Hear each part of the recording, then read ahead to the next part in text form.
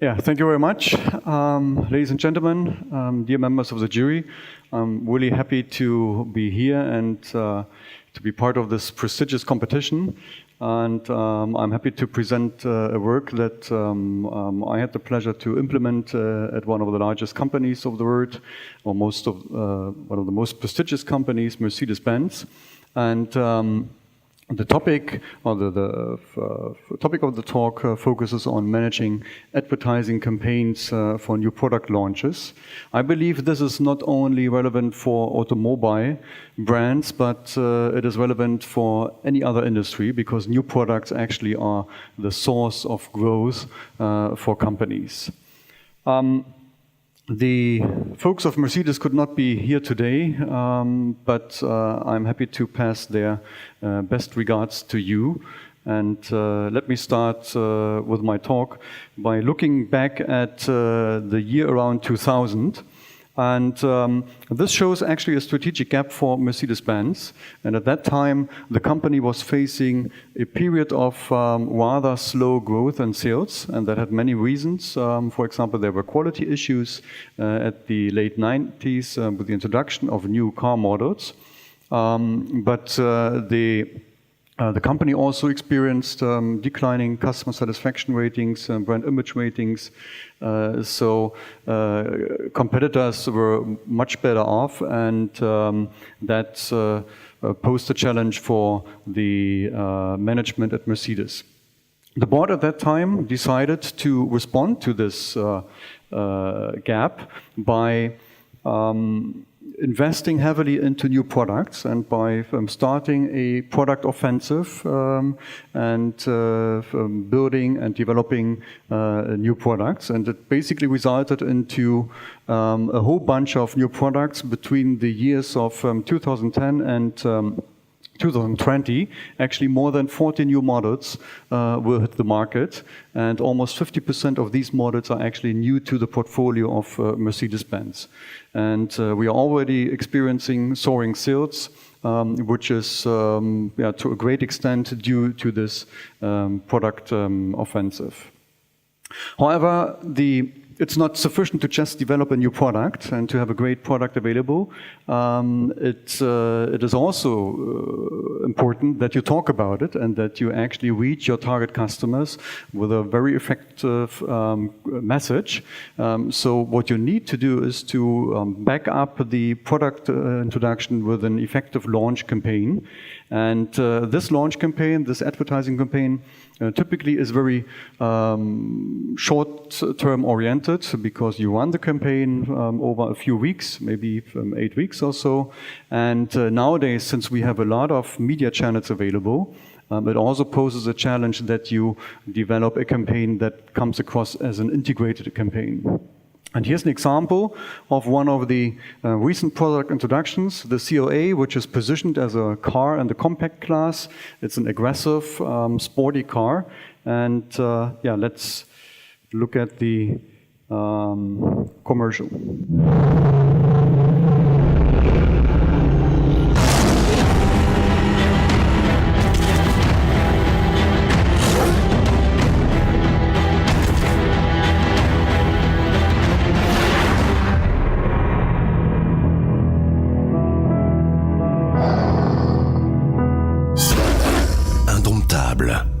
La nouvelle Mercedes CLA.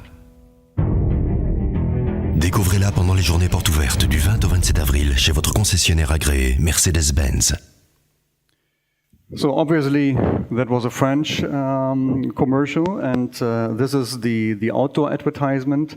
And the topic of the advertisement is that it is difficult to tame the car, and there was also a realization of this advertisement in the online world by a banner advertisement. And we can now judge whether this was a good advertisement from the creative side, but that's not the focus of my talk today. What is also important, and that's the second challenge, how you plan for the campaign, how you budget the campaign, and that refers to the total budget of the campaign, but also to the allocation of this budget across the various media channels. And That is the focus of our tool, that we are actually providing some decision support for managers to better manage the budgeting process for a advertising campaign. What is the challenge that the launch manager faces? Well, as I said, the advertising campaigns are very short, 4 to 8 weeks. They are very expensive, several million euros you need to spend on such a campaign. We have lots of media channels available, and it is also that the next campaign is coming soon. So the manager actually has one challenge, that the success of the campaign needs to be measured in order to be able to respond to challenges, in order to learn from this campaign for the next campaign, and so on. The preparation of the decisions for determining the budget are actually solved in the literature.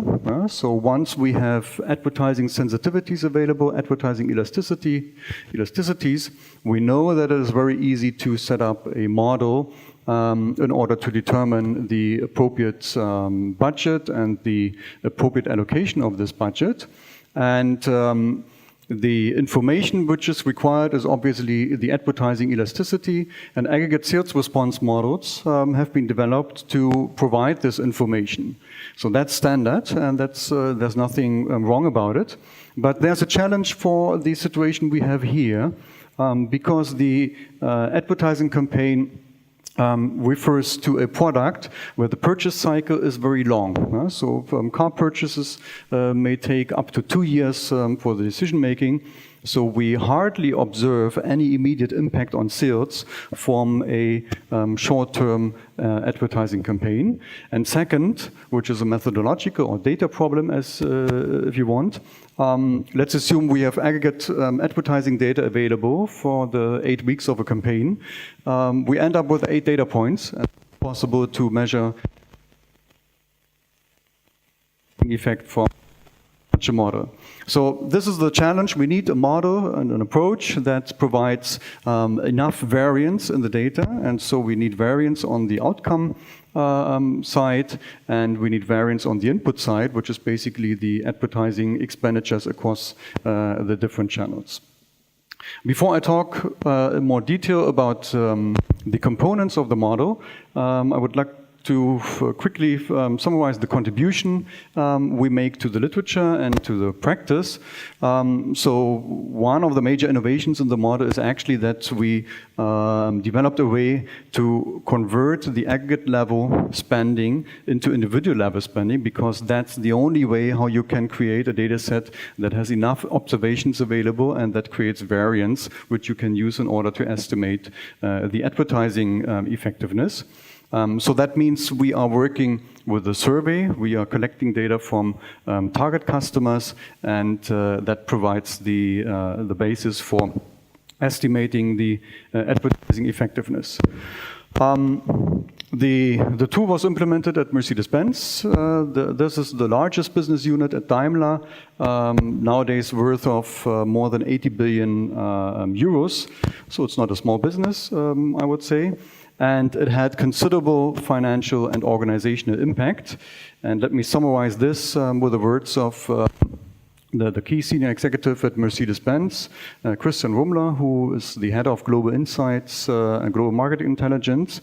And so the first key impact is that there were savings possible per campaign up to 2 million. And these savings resulted from learning, from better management of the advertising campaigns. The company also achieved a significant improvement of advertising KPIs, and I'm talking in a minute in more detail about these KPIs, that actually resulted from the media shift that was recommended by the tool.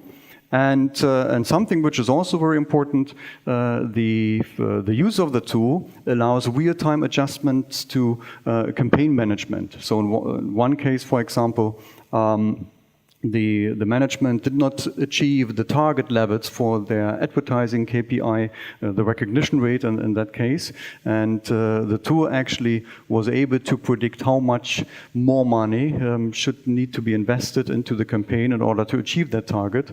And that was actually met by the figures from the market. And that adds high external validity to the approach. Okay. Let me come now to the tool itself, so that I talk a little bit in the few minutes I have available about the tool, so that you get some idea about it. Basically, we can think of the tool as a management approach that is composed into 4 components. And the first component refers to the challenge that we need to create a database that allows for estimating advertising sensitivities. And that means we need to convert the aggregate level advertising spending data by channel to the individual level. And we achieve this by measuring the opportunities to see. So that's the analytical solution behind that. And it already provides an important information for management, because managers would also like to know the number of contacts that were generated by the advertising campaign. The second step then, we move on to the outcome measures. And as I already mentioned, we are in the car business, and it's difficult to measure the immediate impact on sales. So what we need is an intermediate performance measure. And we know that mindset metrics, such as recognition, but also involved customers or motivated customers, represent an important criterion. And there's a strong relationship to sales, to future sales. So that's our key measure for the success of the campaign that we get out of the survey. And then the last 2 steps follow from these first 2 steps. We set up a model that allows us to identify the individual contribution of each of the channels for the campaign success. And that's achieved by an ordered logit model. And we use that, or the results from that model, to evaluate the spend effectiveness and to determine the optimal allocation of the budget, and also to provide some recommendations on the campaign budget. I already mentioned that the survey is at the core, and the survey actually enables us to create a database, which is a single source database, which is also the most rigorous way that you can use in order to measure the advertising effectiveness. And that focuses on collecting data among target customers. So it is at minimum 800 target customers representatively sampled from the population, and we collect information especially on media consumption behavior, on the advertising KPIs, and so on. And the data collection lasts for 8 to 10 weeks. So that covers the period of the campaign, but also the period after the campaign. Let me move you along the 4 steps of the model. And the first one is actually the methodological solution that we are using in order to convert aggregate level spending into individual level spending. And the idea is as follows. We ask customers about their media consumption behavior, so that we get an idea about what TV channels a specific person is watching, and at which times under the week the person is watching these media channels. And that is repeated across all the other media that are used for the campaign. And from that we can calculate a probability that a person is exposed to a certain media channel for a certain time. And then the second component is actually the media plan, so that we can combine the launch of the advertising, the commercials, and the different media. And that provides us with what we call the opportunities to see, which is the actually a cumulated opportunities to see for a person, because we track this over time for the various respondents in the survey. Once we have these opportunities to see available, it's an easy step to take the aggregate level expenditures by channel and then divide these by the total number of opportunities to see. So that provides the contact cost, and multiplying this with the accumulated opportunities to see provides the individual level advertising expenditures. And I think that's something new, which has not been done so far in the literature, as far as I know, that you create a data set where you actually have the advertising expenditures measured at the individual level. And that is the basic input that we are using for our effectiveness model. The next step involves the measurement of the advertising KPIs. And basically here, Mercedes has an established system of using a hierarchical approach to measure the advertising key performance indicators. Let's assume we have a target group of 10 million customers. Then the first performance would be to ask, or the first sign of performance would be to see how many of these customers actually can correctly recognize the advertisement in a specific media channel. And from that, the next step is to ask to what extent are these customers actually involved in the advertisement? And that means, is it a relevant message for them? And did the advertising work well? So there are questions that have been developed to ask specifically for measuring the involvement. And from these involved customers, the last step is actually to ask how much of these customers are motivated to get new information about the car, to maybe ask for a test drive and so on. And that shows a stronger brand relationship. And that's the last stage before the purchase decision, which we do not observe in the survey, but which might also occur in the future. And then from that, we end up with a sales and a profit. The effectiveness, or to measure the effectiveness of each of the media channels, we set up an ordered logit model, and the dependent variable here is an advertising KPI.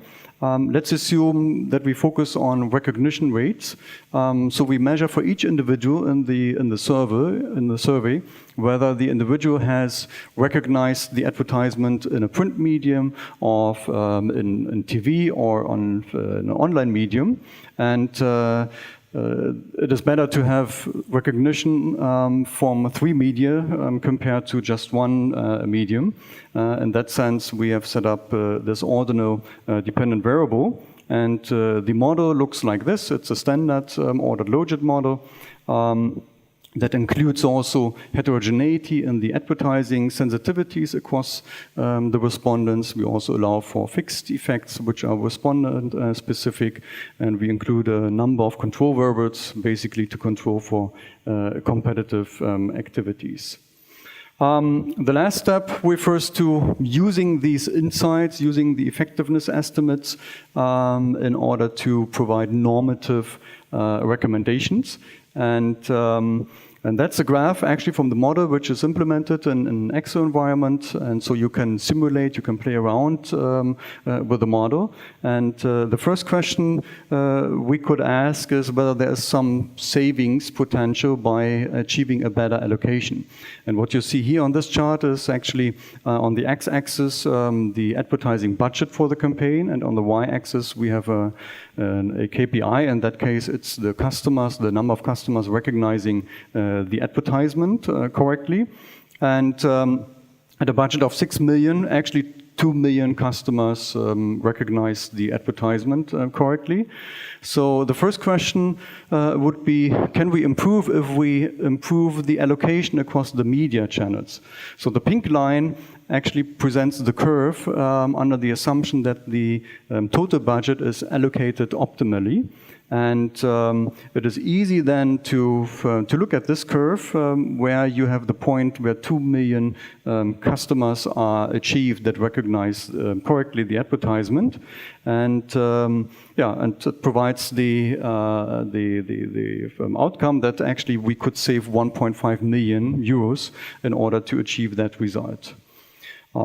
Another question would be, if we spend 1.5 million more on the total budget, what would be the increase in the number of customers in terms of this recognition at KPI? And let me just focus on the pink curve, so that we also assume that we not only spend more, but we allocate it also in a better way. And then it shows we can achieve actually 500,000 additional customers. Okay, so far the presentation of the model. It's in the interest of time, it was very focused, but I would like to spend some time also to talk about the implementation, and that's very important to really understand what that tool changed in terms of decision making at Mercedes. First, let me give you a very brief overview of the business we are talking about. It's the Mercedes-Benz car business, and it's composed of 5 product lines. And they actually, in 2015, they sold more than 2 million cars, and that represents a revenue of more than 80 billion and a healthy profit of almost 8 billion euros. So that's a substantial business, and as I said, it's the most important business unit at Daimler. I was involved in applying the tool to 4 advertising campaigns, and these represented new product introductions in the years 2012, 2013. And each of these campaigns costed several million euros. I cannot disclose the exact figures. And the campaign lasted between 5 to 10 weeks. That's an overview of the media that were used, and it's TV, online, and print media. Among online media, for example, they used banner advertisement, but also social network advertisement. For the decision making, it was sufficient to look at the more aggregated level of TV, online, and print media. And one of the questions the management had at this time actually was how much they should allocate to online media, because that was the hypothesis they should do more. And they assumed that TV is actually overrepresented. So I will come to this back later, because the tool also provides insights into the optimal allocation from there. When we talk about impact, then we also need to talk about, of course, hard figures. And as I said, it is not possible to really establish the immediate sales impact within just a few weeks when the new car is introduced. So we need this intermediate performance measure. And actually, there's an emerging literature that shows that traditional sales response models should be enriched by these mindset metrics, because they add important explanatory power to the model. And so we set up a sales response model. Basically, it's a simultaneous 2-equation model where we allow for a simultaneity between unadded brand awareness as the key mindset metric for the brand, and market share as the economic measure. And so you could imagine that the more cars are on the street, that also increases the awareness. And then we have a whole bunch of predictor variables for the marketing mix, the competitive actions, and the market dynamics. A brief overview of the model equations. That's the equation for the brand awareness. Since this is limited between 0 and 100, we have to account for this in the model formulation, so it's a nonlinear model. And I'm not going through all the symbols here, but the model basically includes the marketing mix. We have quality ratings available, the dealer network, the size of the dealer network. We also account for dynamics, the carryover, possible carryover of awareness, but we also account for the impact of the sales of the car, the market share. The market share equation is similar. It is basically an attractiveness type of model formulation that also is robust. And here again, we include the same kind of variables, and we also allow for dynamics, for carryover, and so on. So that's the specification. More interestingly, maybe, is the result that actually the models fit very well with high pseudo R-squares. And we basically measure a long-term sales elasticity with respect to awareness of 0.62. So that's well in the range of the elasticities that have been measured before. And we are also able to connect this with the campaign budget. And so what we obtain in terms of the long-term sales elasticity with respect to the advertising budget, that ranges from 0.15 to 0.18. So that depends on the campaign we are looking at. So some campaigns are more successful than others. And that's also close to the empirical generalization of 0.24 for the long-term advertising sales elasticity. Okay, so that was the sales impact. I think we established that there is a real connection between the campaign and later car sales. I also talked about the savings and briefly showed how we obtain the savings or the savings potential. And this is the summary of these savings if we focus on the target to increase the recognition rate or the target to increase the motivated target customers. And in both cases, there are substantial savings possible and savings achieved. On the right-hand side, the total for the motivated target customers is 6.4 million euros. And that reflects the up to 2 million euros per campaign savings that was possible that I presented in the beginning, in the words of Christian Rumler. And these savings come from two sources, optimizing the total budget and optimizing the allocation. You might ask, well, is that really something that we can see also differently in the data? And so what we also did is that we calculated the allocation error, and that means this is the percentage deviation of the optimal budget from the actual budget. And then we correlate this with the advertising KPI that was achieved. And this advertising KPI is divided by the budget to account for sites effects. And that's done for each of the channels. We have expenditures available and where actually allocation decisions are made. And what you see is a strong negative correlation. That means the larger the allocation error, the lower is the performance in terms of the advertising KPIs. And that's also shown by a regression analysis, a more rigorous approach where we also control for the creative quality of the campaigns, but also for the length of the campaign. Something which I believe is also really exciting, since we have 4 campaigns over 2 years that we follow, we can also track the savings potential over time. And the assumption is, well, if you learn from using the model, then you should become better and better. And that means you make less allocation errors. And actually, the graph here shows for the 2 targets, if you want to maximize recognition rate or the motivated target customers, we see a strong decrease in the savings potential.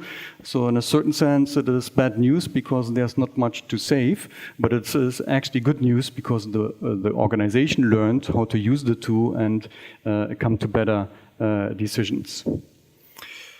Okay, so that's already my last slide. To summarize the key impacts, I already showed some of the impact financially wise and organizational wise, but it also had a strategic impact because it initiated a discussion about the media and the value of the media. As I mentioned before, management believed that much of the TV money should be allocated to online media, but actually it turned out that for some campaigns, TV should actually be increased a little bit more, and that most of the money should come from the print media. I think nowadays this news is not that new anymore, but in 2012 that was really a surprise for management, and that they learned from using the tool. Yeah, financially there are significant savings, up to 2 million per campaign from optimizing the overall budget and the allocation. For the planning, the tool adds very helpful decision support because it provides recommendations about how much more money you should spend in order to achieve certain target levels. And as I showed, the organization indeed learned from using the tool, and that was shown by the decreasing savings potential over time. Thank you very much. Comment a bit more, if you would, about your move to convert the aggregate data to individual level media exposure, the opportunity to see idea. That did rely on a panel survey which asked the panelists to remember their media exposure in the previous week, which I think in the paper you say correlates pretty highly with the available data, but that's always been a problem, obviously, to align media exposure with the actual purchase behavior or change in mindset metrics and things. So maybe you could elaborate a bit more about why you feel confident about that particular move. Yeah. It's in fact it's not a thing that is untricky. So you need to find a way how to effectively ask questions, and it is done first, of course, to ask people about their media consumption behavior. So you ask, okay, which channel are you watching? Usually in a certain time slot under the week, and so you collect this information, and it is to a certain extent, and I need to admit this, biased, because it requires subjective evaluation and remembering. But what we also do is we include then a question referring to the last 2 days or to the last weekend, to really ask for specific time slots whether they watched a specific channel. And the assumption here is that people should be able to really remember whether they watched TV, a certain channel yesterday between 8 p.m. and 10 p.m. or not. And that's what we use as a correction factor to adjust the probabilities that you obtain from the more general media consumption measures. And it is still based on the responses of the panelists. But as you already mentioned, we have also some data from the media agency available for measuring OTS, the opportunities to see in a different way, and they match very well. So the correlation is very high, which is some sort of external validation that we have available. So I had a couple of questions, and they're related. The first question, I think, is related to what Earl was already asking. When we try to do this allocation of the media probabilities, right? So there is intrinsically a measurement error in what people actually see. And, and obviously you have to do something, and that's obviously a clever way that you've dealt with it. But at a conceptual level, I was thinking that when we know when there is measurement error, you're going to downward bias estimates of the elasticity. And I was connecting to the fact that there was this reduction in advertising that you were recommending, and this is something, again, that I have seen in the context of working with companies. And so when you ask them to reduce advertising, which is kind of what I think the savings that you are getting was, how much of that could be potentially due to this bias, right? Like, that maybe we didn't get the advertising elasticity as well as we should. And that was one of the questions. And relatedly, in terms of talking about how much improvement did you get from moving into this campaign, I was wondering, maybe another benchmark that may have been useful may have been as they were anyway moving the media mix, right? Would it be useful to have thought about what that media mix was directionally moving in and use that as a benchmark instead of what the actual mix was the previous year? So, two related questions. Okay. Maybe we need to talk about your second question again. But let me first try to answer your first question. Yes, it's of course measuring advertising elasticity is always associated with some measurement error. What you can do is you can actually try to calculate or to build in this kind of uncertainty to get an idea about whether you have a high probability of really improving the situation. We did this for the first campaign, and actually it turned out that for the company management, that was a little bit too much of information, and so they've very much believed in the data, and so that was not really part of the tool. I think it only helps if management really understands it and can use it, and that was a little bit too much of a complexity, and it was also wise to do so from a managerial, pragmatic point of view, because I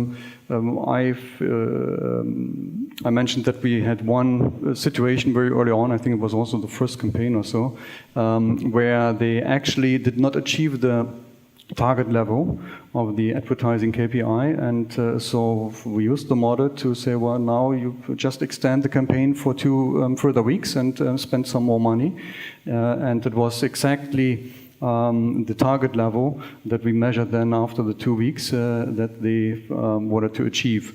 And that added high externability, so there was not so much requirement to talk about these uncertainties, which is a very methodological point of view, but I absolutely agree with you that this is part of using these kinds of models.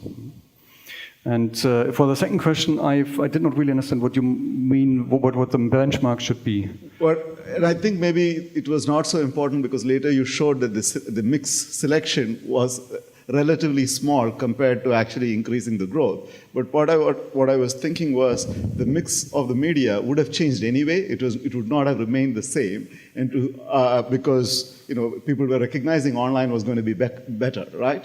And so to the extent, like I thought the benchmark may have been like what would have been in the revised estimates, given that you expect online to work better, rather than what they were using the previous year.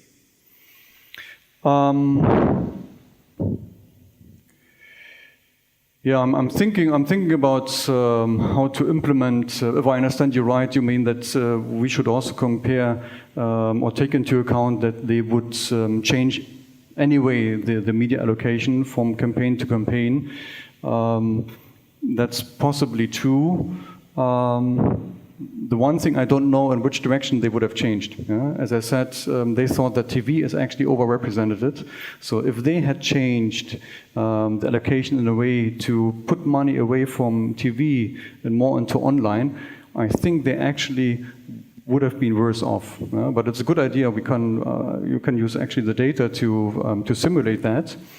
Because TV is also the most powerful elasticity or effectiveness that we see in the data.